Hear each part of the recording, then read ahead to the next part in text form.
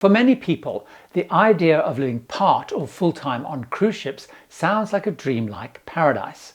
But having spent time closely following several people that have tried it, I saw the harsh reality is that dream comes with some darker aspects, nightmare challenges and unexpected problems, things I think you need to know about. Welcome aboard, I'm Gary Bembridge. In another video, I looked at the options and what it really costs to live on cruise ships today. But in this, I pull back the curtains on the downsides. To do this, I closely followed people living on regular cruise ships. That included Mario Salcedo, known as Super Mario, who's lived on Royal Caribbean ships for years and years, Kevin of the 30 and a Wake Up YouTube channel, Linnell of the From Poverty to Paradise channel, Robin Alley of Grounded Life Cruises, and Fraser of Fraser at Sea YouTube channel. The first problematic thing all spoke about, which is easy to underestimate looking in from the outside, is the repetitiveness and boredom of living on regular cruise ships. Again, everybody spoke about this issue and none seem to have foreseen it. To live on cruise ships at a decent cost means cruising where it's least expensive. That means most focus on cruising in the Caribbean. But in this region, the ships basically repeat the same itinerary every 7 or 14 days. Living on a ship means you largely keep going round and round to the same ports, which gets a bit tiresome. Also, the way that cruise ships work is because most people are only on for 7 or 14 days or even less, everything is done in rotation. The menus and the food repeat, as do the shows, daily program, activities, and so on. Everybody talks about this. For example, Robin Alley of Grounded Life Cruises spoke about how they found living on ships in the Caribbean so repetitive that they had to shake things up and added in repositioning cruises when they were available because they tend to also be good value, so budget worked out. They then also started moving between cruise lines to get different experiences, so they would switch between Carnival, Norwegian and Princess cruises. I also discovered there were issues with well-being at times when you're actually living on cruise ships. I heard all speaking about periods of loneliness and homesickness, especially because most were doing it solo. Of course, when we go on a cruise, we love being surrounded by and meeting people. It's very social and we get to make new friends. However, when living on a cruise ship, people are coming and going roughly every single week. Therefore, it's really difficult to build friendships and relationships. And people living on ships are also far away from their friends and family, and so they're missing out on being part of any family events or developments, whether they're good or bad. Some of those I've followed have also spoken really frankly about this particular issue. For example, Linnell of From Poverty to Paradise has made videos on this issue, including one entitled Revealing the Secret of Living Alone on a Cruise Ship, and another Exposing the Dark Side of Living on a Cruise Ship. While Fraser of Fraser at Sea posted on social media and spoke about it in live streams, he also made a video entitled Living on Cruise Ships, Dealing with Homesickness, addressing this topic as well. I've heard many people saying living on cruise ships would be a great retirement option, particularly as an alternative to going into assisted living centres. However, I heard firsthand this is something the cruise lines do not want people to do. A few years back, I had dinner during a cruise with the hotel director and I asked him about someone that I'd heard was actually living on the ship that I was on and had been for some time. He told me that they were working to tactfully get the person to leave the ship.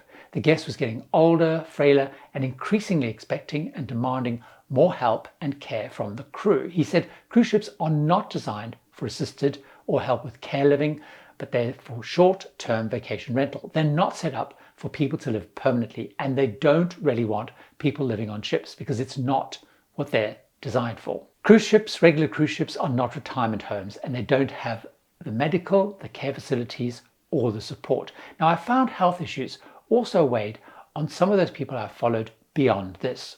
All were younger, they were healthy, and they didn't have any ongoing medical issues. This is really important because the medical center is not only costly, but it does not provide care for ongoing health issues, and it's designed to basically just deal with immediate injuries or small medical flare-ups. It also will not offer pharmacy services to fill any regular prescriptions. It's also really important to consider that if you're living on a cruise ship and have a major injury or significant illness occur suddenly, you'll be disembarked into medical care in the closest port wherever in the world you are. Another medical challenge when living on cruise ships is that there is no dental care on regular cruise ships. As those people I followed noted, when they had an issue, a cracked tooth, a filling fallout, or simply a toothache, they then had to find emergency dental care in a port with no assistance from the line because they actually don't have local dentists to refer passengers to.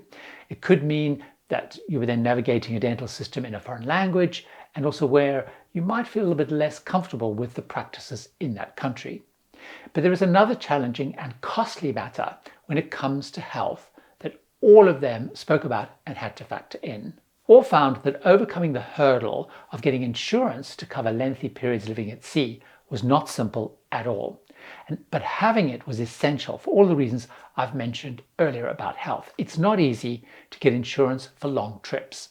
Based on my experience also trying to do that, but listening to those people that I've followed living on cruise ships, most insurers only insure people for trips of around 60 days and some for up to 90 days, and premiums are high. Kevin at 30 and a Wake Up and Fraser at Fraser at Sea spoke about this issue on insurance at some length. Fraser solved the issue by breaking up his living on ships after 60 to 90 days each time, with short periods off the ships, usually going back home, partly to break up his trip and attend some family events, but this also meant he could buy insurance to cover 60 or so day trips at a time. He did stress anyone planning to live on ships to budget for this, as long trip insurance is very costly. His annual costs were well into 4 figures, and he's a young, fit and healthy guy. In terms of more unexpected consequences that everybody raised, I want to cover a few that really stood out for me. First, cabin issues. Most spoke about having issues with their cabins at various stages of living on ships. In the video that I made around how all of those that I followed were able to make living on cruise ships affordable is the fact that they cruised in inside cabins and booked guaranteed fares, which meant they did not get to choose their cabin and its location. All reported on some of their trips they had less than ideal cabins.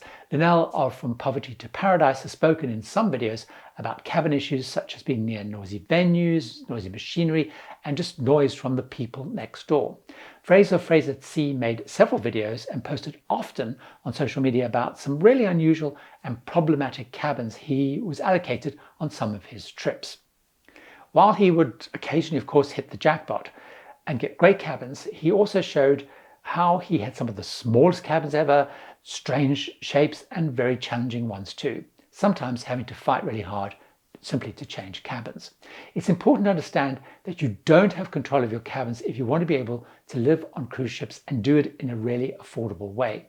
You'll mostly be traveling on inside cabins with a guaranteed fare, and so it can be a little bit stressful or at least uncertain. Next, in that video I made around how to live at an affordable cost and have variety, everybody living on regular cruise ships keeps jumping ships and chasing the best fares. It means most were jumping ships at least 25 to 30 times a year, and all talk about how that can actually basically be rather tiring. There's regular packing and unpacking, the need to travel with limited clothes and possessions, both because there's limited storage and also to have less to lug around every week or so when you're changing ships and ports. But also, I had not really appreciated until studying this about the large logistical challenge and work it takes to live on regular cruise ships. This is because that moving between ships is key to making it work for cost and added variety reasons.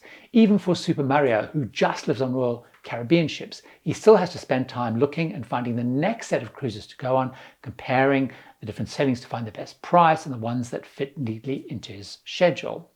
Now, because both Kevin of 30 and a Wake Up and Linnell of From Poverty to Paradise actually booked free cabins through casino offers to enable them to live on ships really inexpensively, they not only have the logistics of making sure they gamble at just the right level to keep their offers, but the logistics of working out and booking them seem enormous. For example, Linnell has spoken of booking 60 cruises to cover her year living on ships. That sounds like a lot of work. A slightly more light-hearted but key one that everybody spoke about is laundry. Not all cruise ships have free-to-use guest laundries, and sending laundry to be done is costly and would add significantly to the cost of living on ships. Now, some go to some rather interesting lengths to solve this. For example, I love the fact that Rob and Ali of Grounded Life Cruises admitted that in a couple of ports they'd take their dirty laundry off the ship to a local laundromat, while Fraser at Sea would actually book inexpensive Airbnbs with washing machines if you had a day or two in between ships to do laundry. So something to consider. Talking of managing costs, many spoke about when living on cruise ships, it is prohibitively expensive to buy the Wi-Fi packages for the whole time you're living on a ship because it would dramatically increase costs. Several, including Linnell and Fraser, said they didn't buy the Wi-Fi package and relied on free Wi-Fi when in port and some ad hoc day purchases when they really needed it.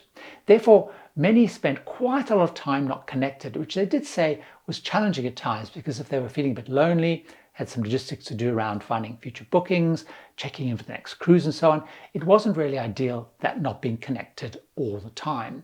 Also, in another form of connectivity, those who were big sports fans found the ability to watch matches very limited, or those that wanted to keep up with their favorite soap or show because the TV channels are very limited on board.